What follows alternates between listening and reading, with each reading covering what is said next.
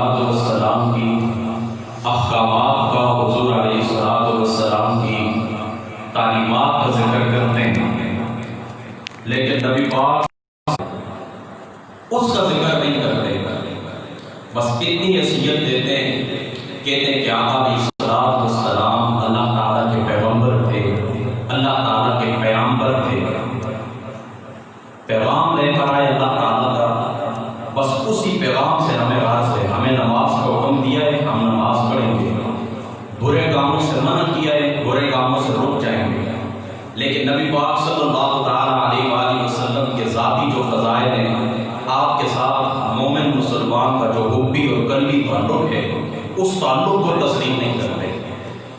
محبت اور عشق یہ ایسے الفاظ ہیں، کہتے ہیں کہ ان کا قرآن اور سنت سے کوئی تعلق نہیں، جبکہ اللہ تعالیٰ کا قرآن بھی، نبی پاک صلی اللہ تعالیٰ علیہ وآلہ وسلم آپ کی سنت مبارک بھی اس بات کو رد کرتی ہے، اس مفروضے کو رد کرتی ہے۔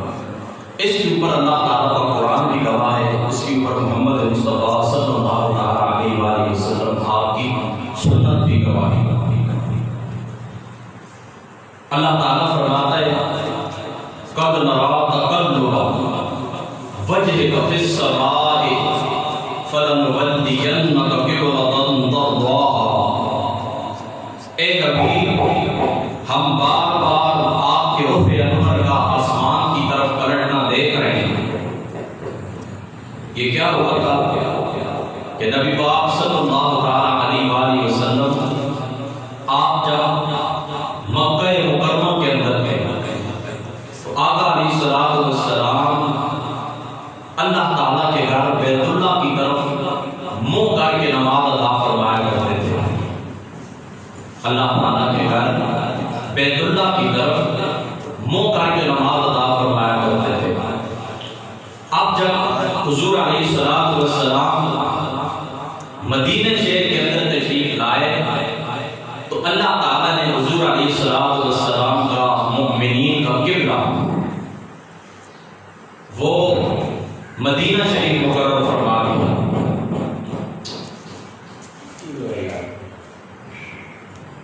وہ بیت المقدس مقرر فرما دیا مدینہ شہر کے اندر کہ اب آپ نے اپنی نماز کا قبلہ، نماز کے اندر آپ نے اپنا چہرہ بیت المقدس کی طرف کرنا ہے۔ اب یہودی جو ہر وقت طعنہ دیا کرتے تھے مسلمانوں کو، مومنین کو، انہوں نے آقا علیہ السلام کی ذات اقدس کو طعنہ دیا۔ پہلے بیت المقدس پھر بعد بیت الحرام طعنہ دیا حضور علیہ السلام کی ذات اقدس کو کہ جب دین نیا لے کر آئے ہو تو پھر قبلہ بھی اپنا ہمارے قبلے کی طرف آپ منہ کر کے نماز کیوں ادا کرتے ہیں؟ تو یہ بات آقا علیہ السلام کے قلب اقدس کے اوپر گرام گزری۔ حضور علیہ السلام کا قلب مبارک اس بات سے دکھا، تو اس وجہ سے آقا علیہ السلام بار بار آسمان کی طرف اپنا رخ مبارک کیا کرتے تھے، جبریل علیہ السلام کا انتظار کیا کرتے تھے۔ اب آپ حضور علیہ السلام ظہر کی نماز کے اندر تھے، بخاری شریف کی روایت کے مطابق ظہر کی نماز کے اندر تھے کہ اللہ تعالیٰ نے حکم دے دیا کہ اب آپ نماز کے اندر ہی پھر جائیں، فَلَنُوَلِّيَنَّكَ قِبْلَةً تَرْضَاهَا، کہ آپ جس سمت آپ راضی ہیں اس کی طرف آپ منہ کر رہے ہیں۔ تو نبی پاک صلی اللہ علیہ وآلہ وسلم آپ نماز کے اندر آپ بیت اللہ کی طرف پھر گئے۔ اب دوستو یہ وہی نماز کے اندر آئی، صحابہ کرام کو علم نہیں تھا اس وحی کا، کیونکہ صحابہ کرام کو علم تب ہوتا کہ جب نبی پاک صلی اللہ علیہ وآلہ وسلم آپ انہیں بتا دیتے، آپ انہیں بتا دیتے کہ قبلہ کی تبدیلی کا حکم آ گیا۔ یہ صحابہ کرام کے ایمان کا امتحان تھا کہ اب وہ کیا کرتے ہیں کہ دین کو تسلیم کرتے ہیں، فقط دین کے راستے کے اوپر چلتے ہیں، یا دین کا راستہ بھی اپناتے ہیں نسبت مصطفیٰ کے تابع ہو گئے۔ اب دیکھیں ان کے پاس حکم کوئی نہیں ان کو حکم اللہ تعالیٰ کو یہ معلوم تھا، اللہ تعالیٰ کا یہ حکم ان کو معلوم تھا کہ ہمارا جو قبلہ ہے تو وہ بیت المقدس ہے۔ اب نیا حکم معلوم نہیں تھا، لیکن جو ہی آقا علیہ السلام نے اپنا رخ انور بیت اللہ کی طرف پھیر دیا تو حضور محمد مصطفیٰ کے صحابہ آپ کی تابعداری کے اندر، آپ کی اطاعت کے اندر بیت اللہ شریف کی طرف پھیر کر انہوں نے اعلان کر دیا کہ ہم دین کو تسلیم کرتے ہیں، خدا کی توحید کو تسلیم کرتے ہیں، لیکن دین کو اس حیثیت سے تسلیم کرتے ہیں، خدا کی توحید کو اس حیثیت سے تسلیم کرتے ہیں کہ جو توحید، جو راستہ ہمیں اللہ تعالیٰ کے رسول نے بتایا ہے، اس راستے کے اوپر چل کر محمد مصطفیٰ کی اطاعت کے اندر، محمد مصطفیٰ کی تابعداری کے اندر ہم اللہ تعالیٰ کی ذات اقدس سے اپنی معرفت کا تعلق قائم کرتے ہیں۔ اب یہ پہلی دلیل ہو گئی اس بات کی کہ نبی پاک صلی اللہ علیہ وآلہ وسلم آپ کی جو ذات اقدس ہے، حضور علیہ السلام کا، حضور علیہ السلام کے صحابہ کا، حضور علیہ السلام کی ذات اقدس کے ساتھ عشق کا، حضور کے ذات اقدس کے ساتھ محبت کا یہ تعلق ہے۔ اب آئیں دوسری دلیل، دیکھیں اللہ تعالیٰ نے قرآن کے اندر تمام انبیاء علیہ السلام کو ان کے ناموں سے پکارا ہے، تمام انبیاء علیہ السلام کو ان کے جو ذاتی نام ہے، ذاتی نام سے اللہ تعالیٰ نے پکارا ہے۔ دیکھیں اللہ تعالیٰ فرماتا ہے یا آدم اسکن انت وزوجک الجنہ، یا آدم انبئہم باسمائہم، یہ آدم علیہ السلام کا نام ہے جو اللہ تعالیٰ نے قرآن کے اندر پکارا۔ پھر باری آئی حضرت نوح علیہ السلام کی تو اللہ تعالیٰ نے فرمایا یا نوح بسلام منا۔ حضرت زکریا کی باری آئی، فرمایا یا زکریا انا نبشرک بغلام۔ حضرت سیدنا یحییٰ کی باری آئی، یا یحییٰ خذ الکتاب بقوہ۔ حضرت موسیٰ علیہ السلام کی باری آئی، فرمایا یا موسیٰ انی اصطفیتک علی الناس برسالاتی وبکلامی۔ حضرت عیسیٰ علیہ السلام کی باری آئی، فرمایا یا عیسیٰ انی متوفیک۔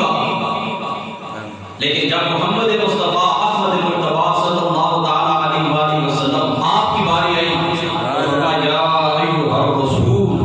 اللہ تعالیٰ نے محمد مصطفیٰ کو نام لے کر نہیں پکارا بلکہ محمد مصطفیٰ کو رسالت کی حیثیت سے یاد فرمایا، تمام انبیاء کے نام لکھے۔ لیکن آقا علیہ السلام کی باری آئی تو فرمایا یا ایھا الرسول بلغ ما انزل الیک من ربک۔ یہ بھی قرآن ہمیں بتاتا ہے، قرآن ہمارا اس طرف توجہ دلاتا ہے، اس طرف اشارہ کرتا ہے کہ محمد مصطفیٰ کی جو ذات ہے، اس ذات کو حضور محمد مصطفیٰ کی ذات اقدس کو اللہ تعالیٰ نے شان محبوبیت عطا کی ہے۔ حضور محمد مصطفیٰ کی تعلیمات کے اوپر بعد میں عمل کیا جائے گا، پہلے محمد مصطفیٰ کی شان محبوبیت کو تسلیم کیا جائے گا کہ حضور علیہ السلام کی سیرت کا مطالعہ کریں تو سیرت کے مطالعے کے وقت یہ بات یاد رکھیں کہ حضور محمد مصطفیٰ اللہ تعالیٰ کے محبوب بھی ہیں۔ اب دیکھیں جو آیت کریمہ میں نے آپ لوگوں کے سامنے تلاوت کی ہے، اس کے اندر اللہ تعالیٰ فرماتا ہے فَالَّذِينَ آمَنُوا بِهِ وَعَزَّرُوهُ وَنَصَرُوهُ۔ اللہ تعالیٰ فرماتا ہے پس جو لوگ اس رسول کے اوپر ایمان لائیں اور ان کی تعظیم اور توقیر کریں، اس رسول کے اوپر ایمان لائیں اور اس رسول کی تعظیم اور توقیر کریں تو فرمایا اور ان کے دین کی مدد اور نصرت کریں۔ آگے فرمایا وَاتَّبَعُوا النُّورَ الَّذِي أُنزِلَ مَعَهُ أُولَٰئِكَ هُمُ الْمُفْلِحُونَ۔ آپ دیکھیں یہاں پر اللہ تعالیٰ نے نبی پاک صلی اللہ علیہ وآلہ وسلم کی ذات اقدس سے مؤمنین کے 4 تعلقات بیان کیے۔ پہلے میں اللہ تعالیٰ فرماتا ہے ایمان بالرسول کہ وہ لوگ کون ہیں جو ذات مصطفیٰ کے اوپر ایمان رکھتے ہیں۔ ایمان بالرسول کے بعد تعظیم بالرسول کہ وہ لوگ کون ہیں جو محمد مصطفیٰ کی تعظیم کرتے ہیں۔ تیسرا نصرت رسول کہ وہ حضور محمد مصطفیٰ کی دین کی نصرت کرتے ہیں، دین کی مدد کرتے ہیں۔ چوتھا اتباع رسول ان چار تعلقات کو اللہ تعالیٰ نے کس ترتیب سے بیان کیا کہ پہلے فرمایا اس رسول کی ذات اقدس کے اوپر ایمان لاتے ہیں، پھر فرمایا اس رسول کی ذات اقدس کی تعظیم کرتے ہیں، ذات اقدس کے اوپر ایمان رکھنا، ذات اقدس کی تعظیم کرنا، ان کے بعد اللہ تعالیٰ نے فرمایا کہ وہ رسول اللہ کے دین کی نصرت کرتے ہیں اور رسول اللہ کی اتباع کرتے ہیں۔ تو اتباع اور نصرت کا ذکر اللہ تعالیٰ نے بعد میں کیا، ایمان میں رسول اور تعظیم کا ذکر اللہ تعالیٰ نے پہلے کیا۔ تعظیم کا تعلق بھی ذات مصطفیٰ سے ہے اور ایمان کا تعلق بھی ذات مصطفیٰ سے۔ کیا مطلب؟ اتباع بعد میں آئے گی، نصرت دین بعد میں آئے گی، پہلے تعلق حضور محمد مصطفیٰ کی ذات سے قائم ہوگا، تب دین نصیب ہوگا، تب اتباع نصیب ہوگا۔ تو یہاں پر اللہ تعالیٰ نے ذات مصطفیٰ کے عشقی اور حبی پہلو کو پہلے ذکر کیا اور دین کی تعلیمات کا حوالہ اللہ تعالیٰ نے بعد میں دیا۔ تو ہم بھی یہی کہتے ہیں کہ ذات مصطفیٰ کی ذات اقدس کے ساتھ تعلق محبت کا، عشق کا پہلے ہو، حضور کے دین کی اتباع بعد میں۔ اس طرح ہوا تھا کہ جب نبی کریم صلی اللہ تعالیٰ علیہ وآلہ وسلم آپ جب دنیا کے اندر تشریف لائے تو آقا علیہ السلام کی ذات اقدس سے، حضور علیہ السلام کی ذات اقدس سے منع کیا۔ کس بات سے؟ کہ تم اس طرح کرو، بتوں کی عبادت نہ کرو، یہ پتھر کوئی نفع نہیں دیتے، کوئی نقصان نہیں دیتے، ان کی عبادت کیوں کرتے ہو؟ بتوں کی عبادت چھوڑو اور اپنے اس وعدے کو یاد کرو جو عالم ارواح کے اندر تم نے خدا کی ذات سے وعدہ کیا تھا۔ کیا وعدہ کیا تھا؟ کہ جب رب تعالیٰ نے ہم سے پوچھا تھا کہ کیا میں تمہارا رب ہوں یا نہیں، تو اس وقت عالم ارواح کے اندر سب نے کہا تھا بھلا ہاں بات پروردگار تو ہمارا رب ہے۔ اب دنیا کی گردشوں کے اندر پڑھ کر، دنیا کے روزگار کے اندر پڑھ کر تم اس وعدے کو بھول گئے ہو۔ تم نے وعدہ کیا تھا کہ ہم خدا کی توحید کے قائل کریں گے، خدا کو ایک تسلیم کریں گے، لیکن دنیا کے اندر آ کر تم نے کیا کیا؟ بتوں کی عبادت کے اندر مشغول ہو گئے، اللہ تعالیٰ کی ذات اقدس سے اس وعدے کو بھول گئے۔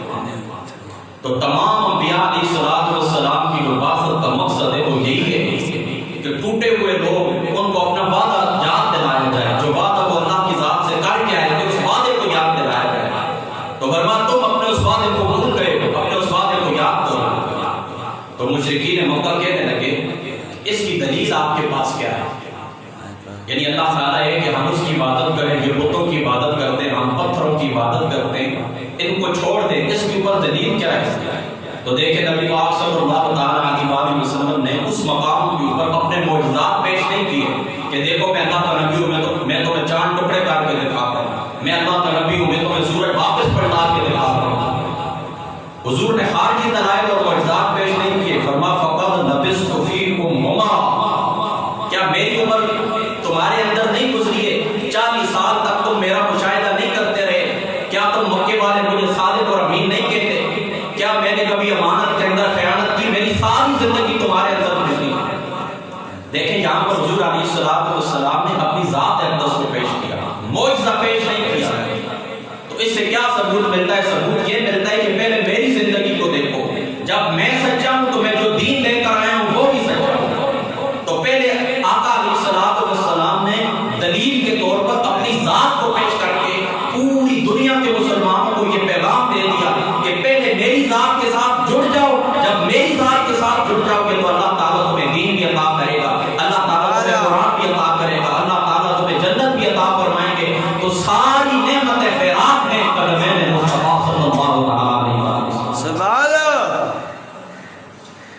تو پہلے حضور محمد مصطفیٰ صلی اللہ علیہ وآلہ وسلم آپ کی جو ذات اقدس ہے، دلیل کے طور پر حضور علیہ السلام نے اپنی ذات کو پیش کیا۔ آپ دیکھیں یہ 4 دلائل اور قرآن پاک سے عشق مصطفیٰ کے اوپر کہ حضور علیہ السلام کی صرف احکامات کو، تعلیمات کو، اخلاق کو ہم نے معیار نہیں بنانا، بلکہ سیرت پڑھنے سے پہلے یہ بات بھی یاد رکھنا ہے کہ حضور محمد مصطفیٰ اللہ تعالیٰ کے محبوب بھی ہیں۔ یہ عشقی اور محبت کی جو ٹرم ہے، جو اصطلاح ہے، یہ صوفیاء نے نہیں کری ہے، اللہ تعالیٰ کے ولیوں نے خود ایجاد نہیں کی ہے، بلکہ اللہ تعالیٰ کا قرآن اور محمد مصطفیٰ کی سنت اس بات کے اوپر گواہ ہے۔ شیخ عبداللہ سراج صاحب شامی رحمۃ اللہ تعالیٰ نے آپ سیرت شامی کے اندر فرماتے ہیں کہ حضور محمد مصطفیٰ کے جو صحابہ تھے تو انہیں حضور علیہ السلام کی ذات اقدس سے کیسا تعلق تھا؟ فرماتے ہیں صحابہ کرام کو آپ کی ذات بابرکات کے ساتھ کتنا گہرا تعلق تھا کہ حضور محمد مصطفیٰ کو دیکھے بغیر انہیں چین نہیں آتا تھا، انہیں سکون نہیں ملتا تھا۔ اور جب وہ ایک مرتبہ ذات مصطفیٰ کو دیکھ لیتے، ایک مرتبہ ذات مصطفیٰ کو دیکھ لیتے تو ان کی آنکھیں ٹھنڈی ہو جاتی، ان کے دل باغ باغ ہو جاتے اور ان کا سینہ فراغ ہو جاتا، گشادہ ہو جاتا۔ تو اس بات کو یاد رکھیں کہ حضور محمد مصطفیٰ کے صحابہ کا جو طرز عمل تھا وہ یہ نہیں تھا کہ جو کچھ محمد مصطفیٰ لے کر آئیں گے ہم اس کی تابعداری کریں گے۔ جس طرح بعض مستشرقین اللہ تعالیٰ کو ہدایت دے کہ حضور محمد مصطفیٰ کی ذات کو فقط ایک پیغمبر سمجھتے ہیں کہ وہ ایک خط تھا لے کر آ گئے، اس خط کو ہم نے پڑھنا ہے، اس کے اوپر عمل کرنا ہے، ذات مصطفیٰ کے ساتھ ہمارا کوئی تعلق نہیں ہے۔ آپ دیکھ لیں صحابہ کرام کی کیفیت کو دیکھ لیں کہ حضور محمد مصطفیٰ کی ذات کو دیکھے بغیر انہیں سکون ہی نہیں ملتا تھا۔ جب ذات مصطفیٰ کو دیکھ لیتے ان کے دل باغ باغ ہو جاتے اور ان کا سینہ گشادہ ہو جاتا، فراغ ہو جاتا، سینہ نورانی ہو جاتا۔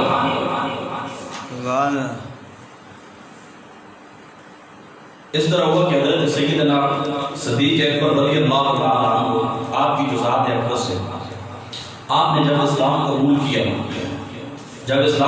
کیا، تو حضور علیہ السلام کی ذات اقدس کے ساتھ ساتھ رہتے تھے۔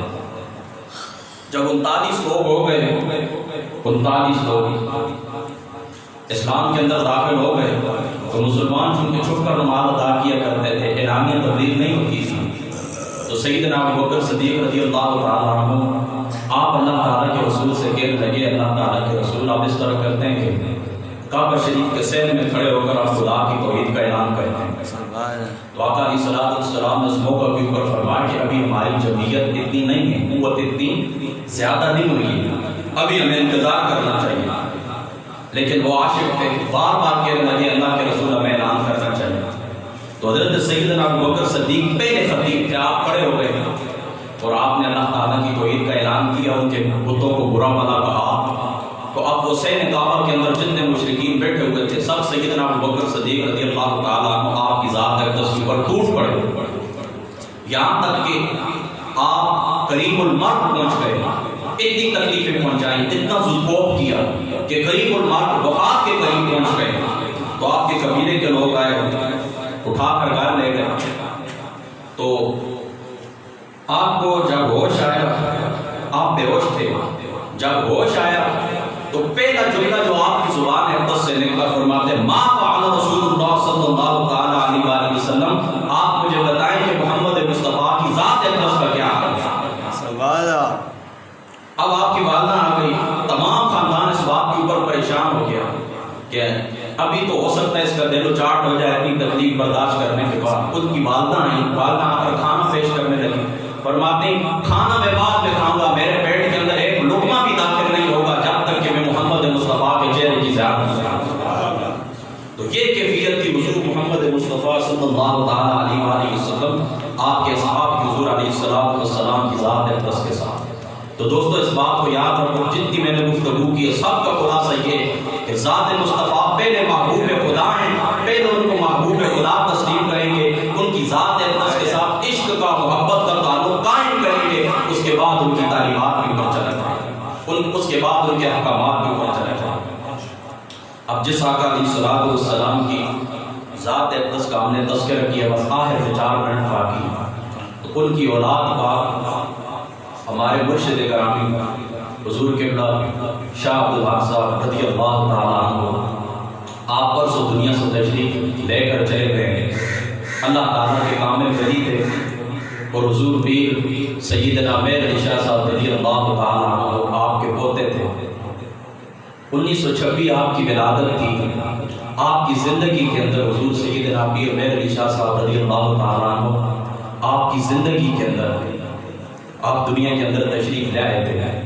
حضرت پیر میر علی شاہ صاحب رضی اللہ تعالیٰ عنہ آپ 37 کے اندر دنیا سے تشریف لے گئے، یعنی جب شاہ عبدالحق صاحب 11 سال کے تھے، اور پوری زندگی آپ نے خاموشی کے اندر گزاری۔ وہ اس طرح تھا، آپ خود فرماتے ہیں کہ میری عمر تقریباً 6-7 سال ہوگی، 6 یا 7 سال ہوگی میری عمر۔